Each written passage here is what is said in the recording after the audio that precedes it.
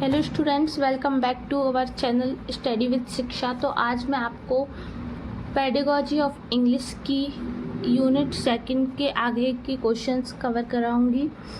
तो कल हमने इंग्लिश टीचिंग मेथड के लैबोरेटरी मेथड को करना है। कल हमने दो मेथड्स को कर चुके हैं। कौन कौन सी को? ट्रांसलेशन कम ग्रामर मेथड और बाइलिंगुअल मेथड हम कर चुके हैं। आज हम लैबोरेटरी मेथड को करेंगे और इसके आगे का पढ़ेंगे। तो फिर हम स्टार्ट करते हैं। तो language laboratory method, in this method various audio visual aids are used. इस मेथड में बहुत सारे ऑडियो विजुअल एड्स इंक्लूड होते हैं, यूज़ होते हैं इस मेथड में। ठीक है। There are minimum involvement of teacher. इस मेथड में बहुत ही कम इन्वॉल्वमेंट होता है टीचर का, क्योंकि आपको पता है अगर कोई ऑडियो विजुअल एड है, जैसे प्रोजेक्टर पर अपन कुछ दिखाते हैं, तो टीचर को बस वीडियो ऑन कर देने होता है और बच्चों पे ध्यान देते हैं कि बच्चे कुछ गलत काम तो नहीं कर रहे, लड़ तो नहीं रहे। बाकी समझाने पे टीचर्स का ज़्यादा ध्यान नहीं रहता। वीडियो ऑन कर देते हैं, उसमें ही ऑडियो आती है, उसी से बच्चे वो वीडियो देखते हैं और ऑटोमेटिक मतलब खुद से समझ लेते हैं। This method is also related to digital classroom.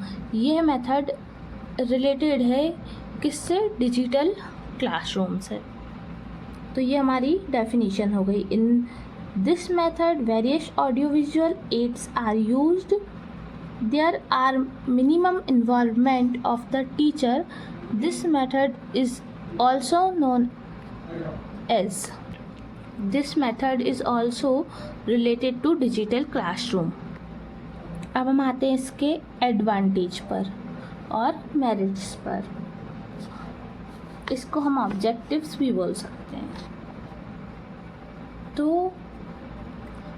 This method is useful for learning second language. ये मेथड सेकेंड लैंग्वेज को सीखने के लिए बहुत महत्वपूर्ण होती है। Helps in teaching oral reading.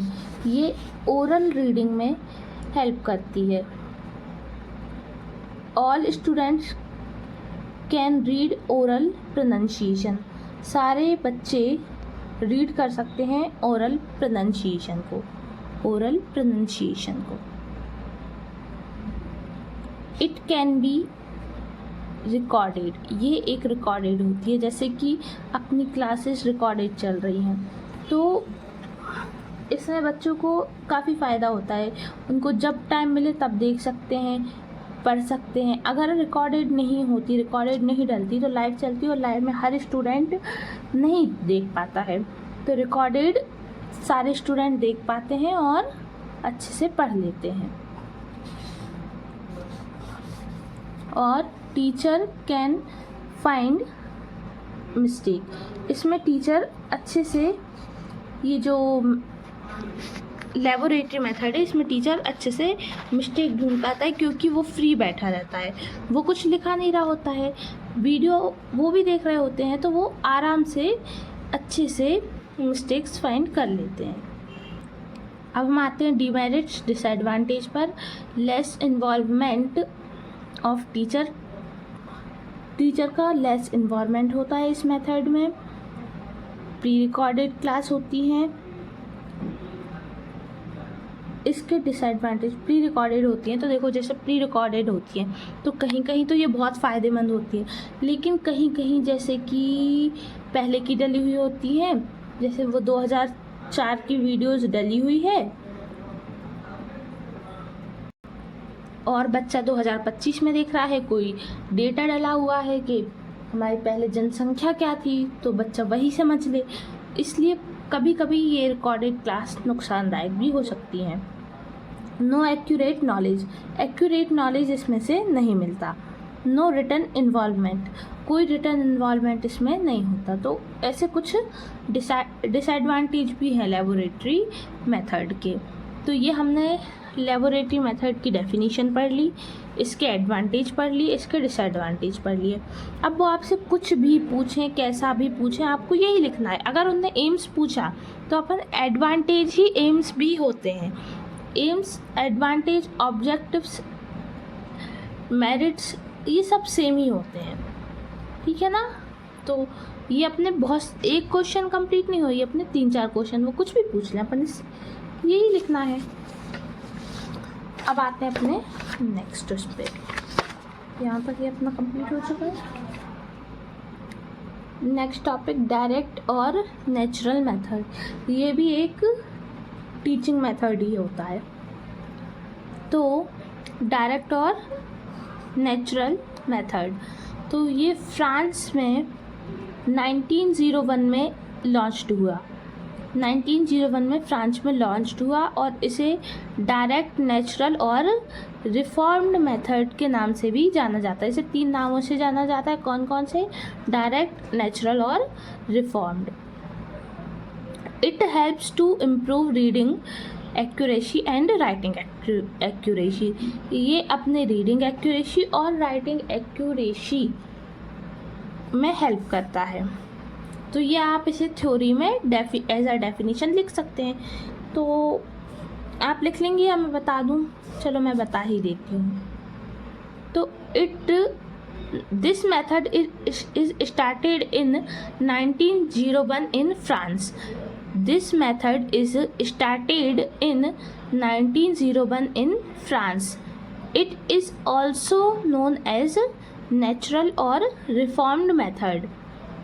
इस मेथड को फ्रांस में 1901 में स्टार्ट किया गया था।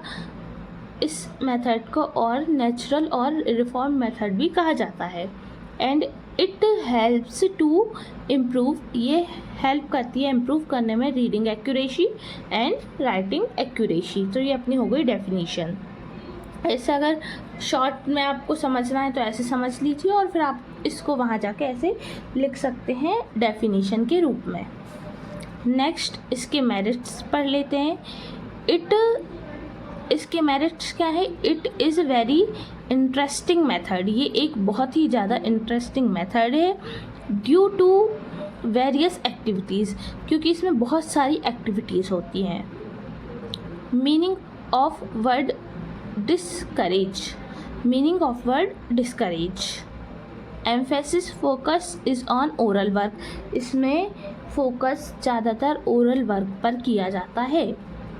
इट इम्प्रूव ऑल एबिलिटीज़, ये सारी एबिलिटीज़ को इम्प्रूव करती है, सुधार करती है सारी एक्टिविटीज़ में। ये नहीं कि ये सिर्फ रीडिंग में कर रही है, राइटिंग में नहीं कर रही, ये पूरी एक्टिविटीज़ में इम्प्रूव करती है, एबिलिटीज़ में इम्प्रूव करती है। अंडरस्टैंडिंग बिकम ईजियर, समझना इसको बहुत ही ज़्यादा आसान हो जाता है। किसको? डायरेक्ट और नेचुरल मेथड को समझना बहुत ही ज़्यादा आसान हो जाता है। तो ये कुछ इसके मेरिट्स हैं। कौन कौन से हैं? It is very interesting method due to various activities. Second point, meaning of word discourage. Third point, emphasis focus is on oral work. It improve all abilities or understanding become easier. Third point पढ़ लिया था हमने, emphasis focus on oral work। और fourth point, it improve all abilities। और fifth point, understanding become easier। तो ये हमारे merits हो गए। अब हम डीमेरिट्स पे आते हैं। तो सबसे पहली चीज़ ये कि डीमेरिट्स और डिसएडवांटेज एक ही चीज़ होती है, किसी भी नाम से आ जाए आपको वही लिखना है। मैं बार बार नहीं लिख रही हूँ इसलिए।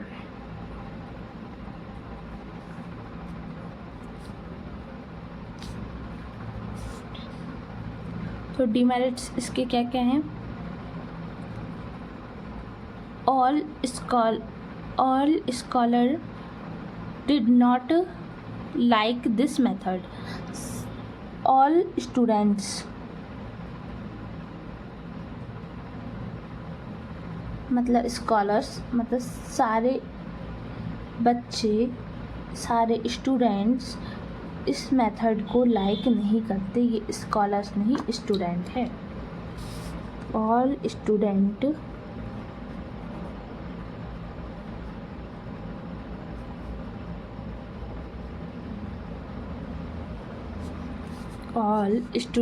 did not like this method.